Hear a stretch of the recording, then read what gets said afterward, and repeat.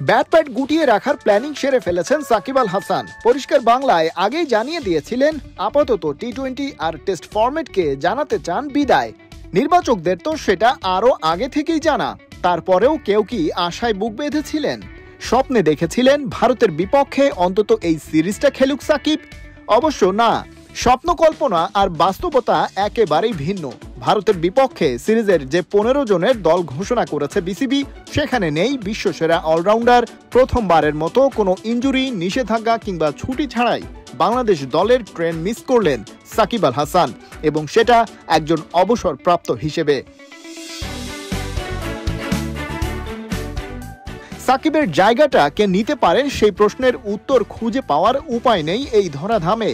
তবে একটা ভাবনা তো ছিলই অনেকের মনে, সেই মেহেদী মিরাজকে তাই উঠিয়ে আনা হলো টি-20 দলে পাক্কা 14 মাস পরে। কখনো ওপেনার, কখনো টেইলে, এর আগে করেছেন ব্যাট বল হাতে স্পিনার হিসেবেও কাজের কাজ করতে জানেন এই ফুল টাইম অলরাউন্ডার। টি-20 দলে মিরাজ স্পিন অ্যাটাকের সাথে পাচ্ছেন তুলনামূলক অভিজ্ঞ শেখ মেহেদীকে। তার সাথে ইয়াং সেন্সেশন আন্ডার-19 বিশ্বকাপ জয়ী রাকিবুল হাসান, আর গেল টি-20 বিশ্বকাপে আলো ছড়ানো রিশাদ হোসেন তো আছেনই। এই এক ঝাঁক ঘূর্ণি বোলারের মধ্যে কাজে লাগাবেন কাদের, সেই সিদ্ধান্ত নিতে হবে কোচ হাথুরু সিংহে ও ক্যাপ্টেন নাজমুল হোসেন শান্তকে। ব্যাটিং লাইনে শান্ত নিজেই তো আছেন। ভারতের দুরন্ত বোলিং অ্যাটাক সামলাতে সাথে পাচ্ছেন ঐতিহাসিক 2020 আন্ডার-19 ব্যাচের 3 সেনানী তানজিদ তামিম, পারভেজ ইমন আর তাওহিদ হৃদয়কে।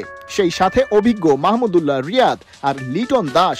জাকের আলী অনিকও নিজেকে আরও একবার প্রমাণ করার পেয়েছেন সুযোগ।